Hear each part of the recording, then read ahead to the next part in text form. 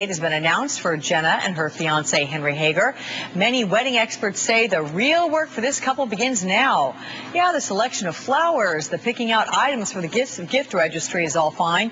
But Washington's it couple aren't the only ones feeling anxious. Many, both inside and outside the Beltway, want to know, will Jenna Bush walk down the aisle at the White House? And most of all, who will make the guest list? Let's go right to Patrick Gavin, a reporter with the Washington Examiner, for a look at all of this.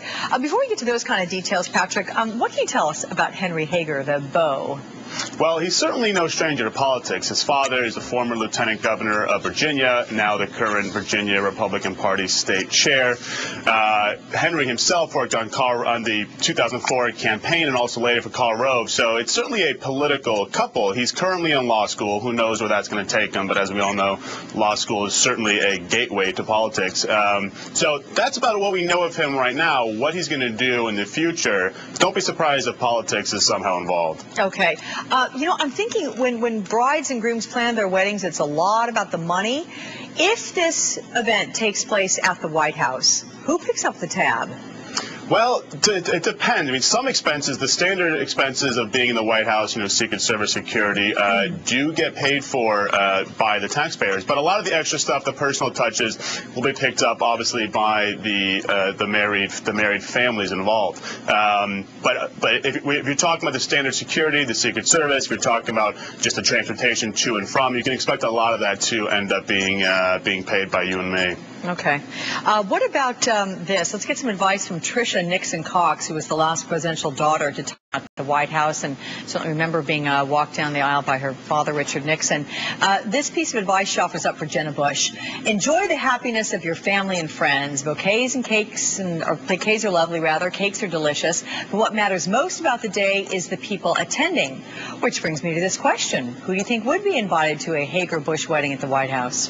Well, if it's at the White House, I think you can expect a much more political crowd, because it's going to be in D.C., it's going to be at the White House, it's going to be a huge historic event, and a big one for D.C., so you can expect a much more political crowd if it's at the White House. Now, if it's at Kennebunkport, if it's in Crawford, Texas, where it's a bit more personal, a bit more private, less of a public space because it's not the people's house, then I think the guest list will obviously still have a huge amount of political folks, just because the Bush family has been in politics for years, but less so. I think you'll see maybe 10% less political folks, just because when it's back at home, it's got a bit more of a personal flair. It's not in Washington, so you might see a few less sort of political gimmies at those two locations. Yeah, well, most of us love a wedding. This is going to be a lot of fun to watch. Patrick Gavin will do so with your help. Thank you. Thank you.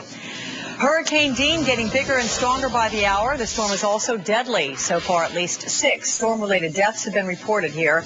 NBCWeatherPlus.com's Gary Archibald tracking Dean's every movement for us. So let's get the latest from you. Good morning. Good morning, Alex. Indeed, we're still looking at very strong, potent winds. 145-mile-per-hour winds are sustained. Gusts to about 173 right now, and we're continuing to see a track of this area of low pressure. Vigorous storm moving in an east-southeasterly west-northwesterly trajectory. It is now approximately 180 miles east-southeast of Kingston, Jamaica. There, I've said what you need to know. Kingston, by the way, is the capital. And as you can see, Haiti's not out of it yet.